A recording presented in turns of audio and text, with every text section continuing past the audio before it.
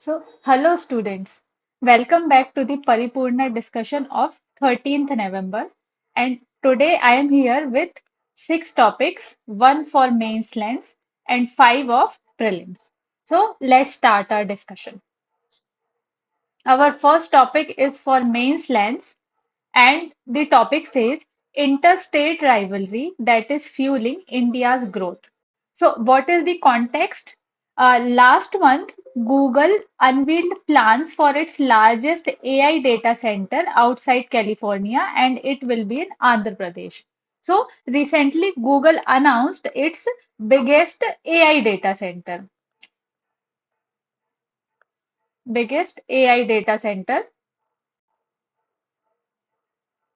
and that will be in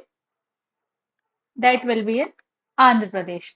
So this thing has triggered three kind of reactions. So see, there will be huge celebration in Andhra Pradesh, obviously, right? And second thing, it received criticism from Tamil Nadu.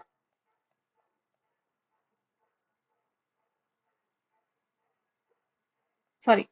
It has received criticism in Tamil Nadu. Why criticism? Because the people in Tamil Nadu says that Tamil Nadu government was unable to attract Google in Tamil Nadu, and that thing was done by Andhra Pradesh. So that's why there is criticism of Tamil Nadu government. And third thing is the Karnataka government has accused the government of Andhra Pradesh that this state has provided no over subsidies. So because of over subsidization, Google is attracted towards Andhra Pradesh. So this is being claimed by Karnataka government. Okay, but no, these all are political things. But the main important topic here is related to competitive federalism, and you should focus on this thing. So this topic is going to be very, very, very important from no GS paper 2. With respect to GS paper 2, where you write answers related to federalism, competitive federalism, cooperative federalism. Okay, so let's start our main topic, which is relevant for UPSC. So, first thing which article discusses is about how competition started among the Indian states. Okay, so first thing was basically, the article discusses how there was shift from central control to state competition. So we will be discussing it under 3 points. First thing is the old India. We are discussing the old India, which was under the permission Raj. So see, what was the issue? For nearly 4 decades, no, for nearly 4 decades, which was after independence, central government used to decide. What central government used to decide? That no, what kind of industries we will set up. Okay, and how much amount of products these industries will produce. And more importantly, where these kind of industries will be located. So these all things were decided by central government. So everything was centralized. So here, the states were not convincing the investors. Means states are not asking the investors to come in their state. Rather than states were trying to convince center that please do favors for us. That means states were trying to woo the center, not the investors. So this was the situation in old India. Okay, so no, you can use a keyword here, that is the license permit quota Raj. So this was the issue after the independence for around 4 decades. Okay, now let's discuss the turning point. Now we discussed the situation of old India. This is done. Now let's discuss a turning point which came after the economic reforms of 1991. Of 1991. So what happened here? Here, the industrial licensing was dismantled. industrial licensing was dismantled. And second thing, what happened? The decision-making power shifted to states. Now states can take their own independent decisions. Okay, so suddenly what kind of shift happened?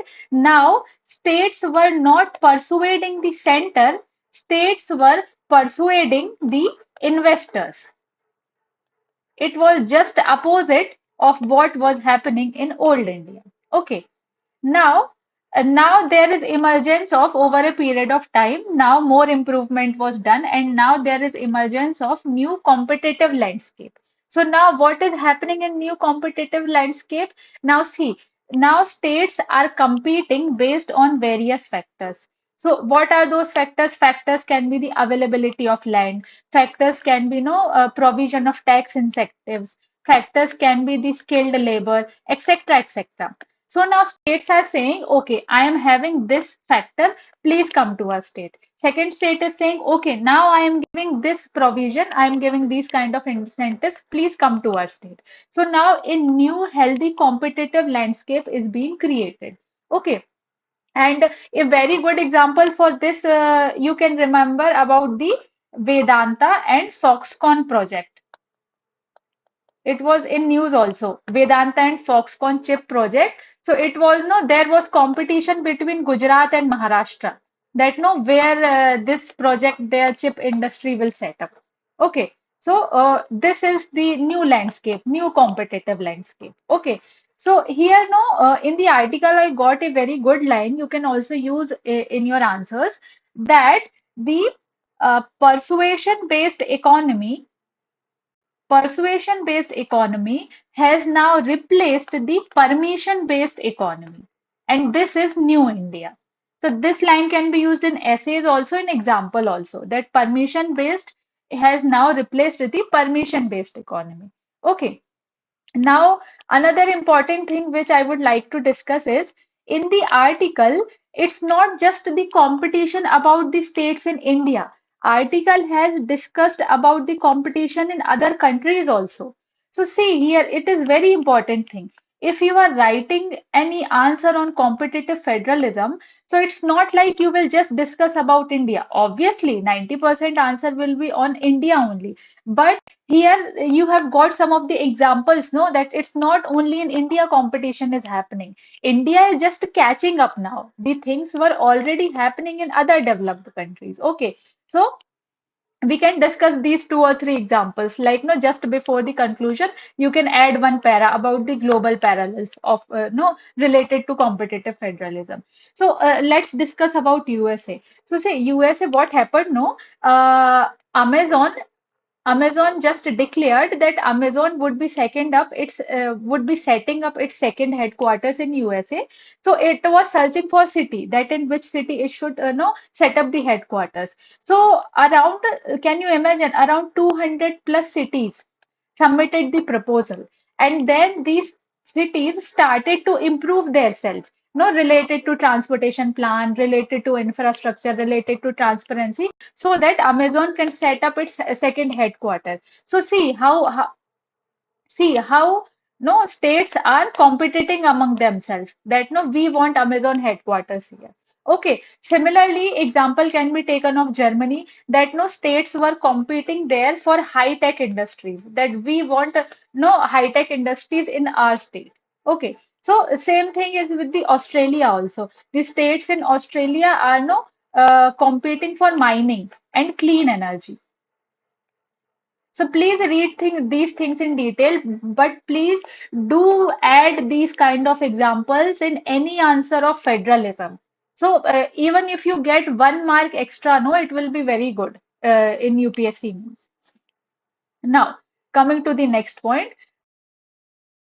Um, yes, the next point is the benefits of interstate competition. That means if states are competing, then what is the benefit of that, right? So see, it's not like two states are competing, so there will be rivalry only. It's not like that. See, competition can be healthy also. Okay, so see, first, the very good significance of state competition is the diffusion of policy.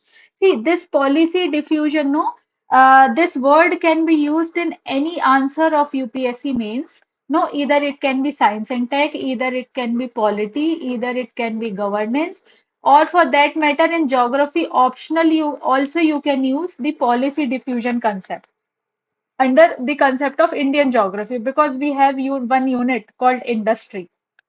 So in that you can use.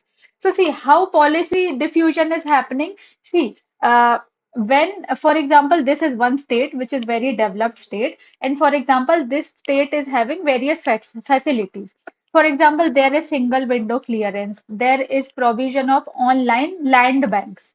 Okay, there are time-bound approvals also. So this state is having various facilities. So through this state, no, diffusion will happen and the adjacent or neighboring state will also get the benefit.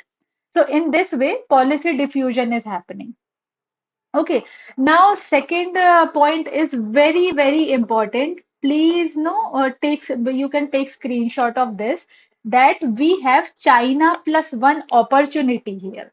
Okay, see what is China plus one opportunity? See, other countries are looking alternative of China, right?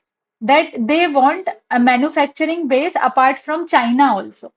So, but it's not like that India can assume that, okay, if China is not there, that then India is automatically present here.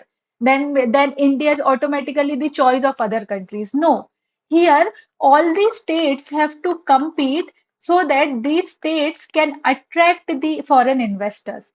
So it's like other investors will not say that we are investing in India. It's not like that.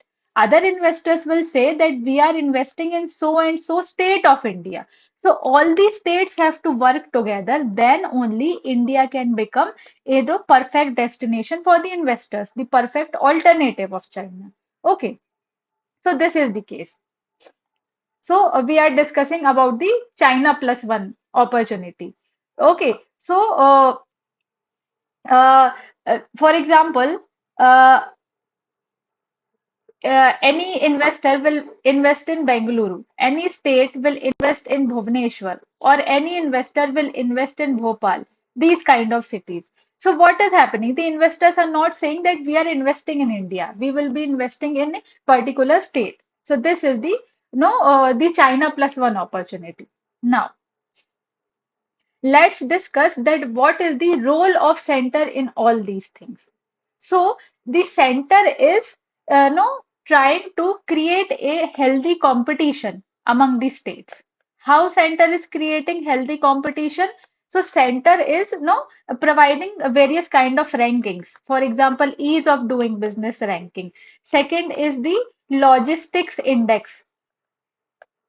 Okay, and third is the export preparedness index. So now what center does? Center provides various kind of rankings so that the states can judge that okay, we are lagging in these factors and we have to improve. And in the next ranking, we will be among the top ranks. Okay, so this is the role of center. Now, coming to what happens when the competition goes wrong? Because see, if there is healthy competition, everything is good. But it can go wrong also. No, there are risks also involved. So what are the risks? First is the fiscal recklessness. What do I mean by this? See, it's like, for example, this state one is providing excessive subsidies. And because of these excessive subsidies, all the investors are attracted in these states. Okay, it is providing excessive subsidies, it is providing free land, it is providing tax holidays. But what is happening? Okay, the investor will come to your state, but it will lead to fiscal instability, right? Because you have spent all the money in attracting the investors. Now, how you will sustain your state? How you will sustain the education infrastructure, the health infrastructure? Because all money you have spent here only. So this is the fiscal recklessness. And the second thing is related to this only, race to the bottom. That your main goal is not to attract the investor. Your main goal is to develop your state. So it's not like you spent everything on this investor and nothing is left for the development. So the spending should be sustainable, should be well thought spending. Okay, now, so now we should discuss that what is the need of the hour, or basically what is the way forward. So there should be the healthy and smarter competition among the states. Smarter competition among the states. So how should states compete? In what factors states should compete? It's not like that no states will just go on providing the concessions and everything good will happen. No, states should compete among themselves. No, in with respect to governance, they should compete with respect to skills, with respect to infrastructure development, with respect to policy making. So if states compete among these things, no, they will be improving all these things, and basically it will lead to development of the states. Okay, so I will repeat again that this topic is very, very important with respect to federalism. So, in that, you can include the competitive federalism, you can include cooperative federalism, and please do include global examples which we have discussed in the article. Okay, so if the answer is on federalism, so include these two topics. If the question is on competitive federalism, include cooperative also. If it is on cooperative, include competitive also. So basically, this topic was very, had very important points related to federalism. Okay, now let's come to the second topic. So second topic is the basic grouping. I think this topic we discussed in the 12th November article also when there was discussion on COP 30, no? So now quickly we will discuss. Not many things are important related to prelims. So basic grouping about. So see, context was similar only that no, India represented these basic grouping. India delivered statements on behalf of basic grouping about it was related to climatic finance, which we discussed already. So let's quickly discuss some prelim specific points about the basic. See, we already discussed about the countries, no? So basic groupings include four countries, that is Brazil, South Africa, India, and China. And when this group was formed, it was formed as a result of an agreement in 2009. Now, very important thing that what is the objective of this grouping? Okay, so basically these all groups came together to discuss the issue of greenhouse gas emissions and climate change. So see, these all four groups have common issues. That's why they came together to discuss the no rising greenhouse emissions. And why this grouping is more important? Because this group consists of around 40% of world's population. Okay, so these four countries are representing 40% of world's population, and on any platform they unitedly speak in one voice. They support each other. That's why this grouping is important. Okay, so that's it for this topic. Now coming to next topic, that is Kannadipaya mat, that is bamboo mat of Kerala. So, what is the context? Context is in the Tribal Business Conclave of 2025 in New Delhi, this mat has received GI tag certification. So, two things are important from prelims point of view. First is the Kannadipaya map, and second is we should know the basic points about GI tag. So, let's discuss. See, this is Kannadipaya map. Please see its image because no, when we will be discussing points, you will understand. So, it is having these square kind of geometric patterns and it is looking somewhat shiny. Okay.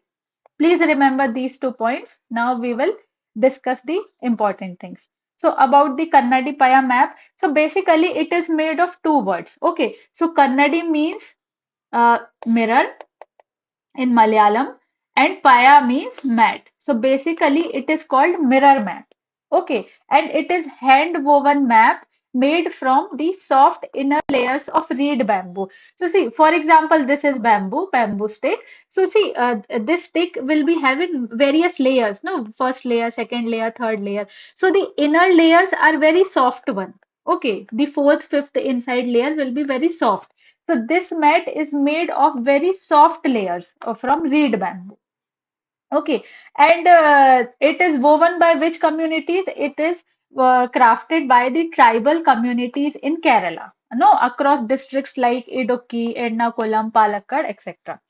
And what is the property of this? So it has smooth reflective surface. Okay, and because see, we have already discussed, no, see, it is looking shiny. So it has a smooth reflective surface. And because of this smooth reflective surface, it provides thermal comfort to people. Thermal comfort, that means it will be warm in winters and cool in summer. Okay, so this was about Kannadi Paya map. Now, let's discuss briefly about GI tag because it can also be asked in UPSC. So see, GI tag can be given to any product if it has a particular quality because of that geographical location. Okay, for example, this is product A, and and it has few of the important properties just because it was on this location, just because it originated in this location. So I can give product A as GI tag. Okay, now GI tag in India is governed by important act, and that act is Geographical Indications of Goods Registration and Protection Act of 1999. Okay, and it is overseen by the Ministry of Commerce. And which department? That is Department of Industry Promotion and Internal Trade. And now, two quickly important facts. So, first GI tag in India was given to Darjeeling tea, and that was in 2004-5. And which state has largest number of GI tag products? So that is Uttar Pradesh. Okay, so this was all for GI tag. Now, coming to fourth article, that is the third international conference on green hydrogen and national green hydrogen mission. Okay, so context is the Ministry of New and Renewable Energy has hosted third international conference on green hydrogen at Bharat Mandapam. Okay, so here two things you have to understand. The first thing is what is green hydrogen? And second thing, we should discuss about National Green Hydrogen Mission. These two things are most important. So, first of all, let's discuss what is green hydrogen. Okay, so see, actually, hydrogen is produced by splitting water molecule, that is H2O. Okay, so here it will be splitted, so hydrogen and oxygen. But for splitting water molecule, we have to do electrolysis process. And this electrolysis process needs electricity. So from where electricity will come? If this electricity is coming from coal or natural gas, so we cannot call it green hydrogen. If we have to call it green hydrogen, then everything must be renewable and everything must be sustainable. So this electricity comes from renewable energy. So if this is the case, then this electricity is coming from renewable energy, then that hydrogen is green hydrogen. Okay. And actually, this third international conference on green hydrogen, what was the purpose? Its purpose was to discuss the research and policy frameworks, no, or to promote green hydrogen value chain, green hydrogen value chain. So here all the stakeholders came together to discuss about all these things, about the emerging technologies, about the policy frameworks to improve the green hydrogen value chain. Okay, now let's discuss briefly about National Green Hydrogen Mission. So from prelims perspective, this thing is important that it was launched in the year 2023. Ministry is very important. Please don't confuse with Ministry of Environment and Forest and Climate Change. Please don't confuse with it. So it is under Ministry of New and Renewable Energy. Okay. And what is the target? This is also very important thing. Its target is 5 million tons per annum of green hydrogen in India by the year 2023. Okay, so that is 5 million tons per year of green hydrogen by year 2023. Please remember this target. So this was for green hydrogen mission. let's come to the next article, that is Climate Risk Index Report. See, all these kind of reports, no, the findings are not no much important from prelims point of view. So you don't have to by heart all the findings. So in these kind of reports, the very important thing is no, you should know that this report is released by which body or which institution. Okay, so first of all, let's discuss that this report was released by which body. So it was released by German Watch Institute. Okay, and basically, this German Watch Institute is a Bonn-based environmental organization. Okay, so it is based in Bonn, Germany. So this German Watch Institute releases climate risk report. Okay, so we are done with the institute. Now let's discuss some of the findings. But see, they are not important from prelims point of view. But for the mains, you can use some of the simple data in no topic of climate change. But data, you don't have to by heart every data like these all data. Okay, you should read only the simple data. For example, here the report says that heat waves and storms posed the greatest threat to human life. So see, this is very simple thing, right? You can write the name of the report as per Climate Risk Index 2026. Heat and storms were the greatest threat to human life. Okay, this is very simple thing you can remember. Second important thing is storms caused the greatest monetary damage. Third is floods were responsible for greatest number of people affected. And fourth important point is 8 out of 10 most affected countries in 2024 are from the low or lower middle income groups. So see, however, no, how simple it is. It is discussing about the heat waves and storms. It is discussing about the floods. It is discussing about the vulnerability of low and lower income groups, low and lower middle income groups. So you can take the screenshot also about these very simple facts. Okay, now let's discuss the India's ranking. So a report releases two kind of ranking. First is long-term index, and second is annual index. So good thing is in both these index, no, India's rank is improved only. So talking about long-term index, so India ranked ninth among all the countries who were affected by extreme weather events. Okay, so there is improvement. Earlier, the rank was eighth. So this was for long term.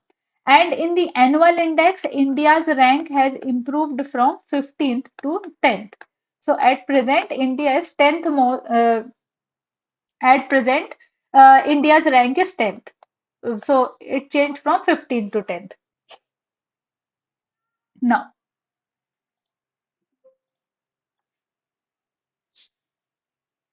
coming to next article, that is tuberculosis incidence in India. So here is some good news for India. According to World Health Organization Global TB report, India has recorded one of the world's steepest declines in tuberculosis. See, why this is very important thing, because according to WHO, in 2024, India has the highest number of tuberculosis cases, highest number of TB cases in the world. So, no, this was very concerning issue for India. So now there is good thing that India has recorded the steepest decline in TB. Okay. Now let's discuss some of the important things in the report. So the report says that India's TB incidence fell by 21%. On the other hand, the global decline is 12%. So the decline in incidence for India is more so it was about double. That globally it was 12%, for India it was 21%. So it was good thing, right? And second point says TB mortality rate was decreased from 28 per lakh population to 21 per lakh population. So it was also very good. And third important thing was that treatment success rate in India was about 90%. So, no, whenever there is any question about the healthcare, no, that discuss the efforts taken by government or what are the, final results of government initiatives, or what are the improvements in healthcare sector in India. So you can quote this report that, no, world has seen the decline of 12% in TB incidence, but India has seen 21%. That is around double only, around 100%, or two, sorry, around 200%. Now, from prelims point of view, let's discuss briefly about TB. So please don't confuse that TB is caused by which microorganism, whether it is virus or bacteria. Okay. So TB is infectious disease which is caused by bacteria that is called Mycobacterium tuberculosis. So it is caused by bacteria. And it's not like TB only affect lungs only. TB commonly affect lungs, so it is called pulmonary TB, but it also affects other parts of the body. So if it is affecting other parts, so it will be called extrapulmonary TB. Now, third thing, if the question is asked that whether person to person transfer of TB is possible or not, so answer will be yes. It can be transferred from person to person. For example, no, if the person infected by TB, it cough or sneezes, so it can transmit the fluids through the air. It can transmit respiratory fluids through air. So this was important from prelims point of view. So that's all for the discussion of 13th November, and we shall meet in next video. Thank you.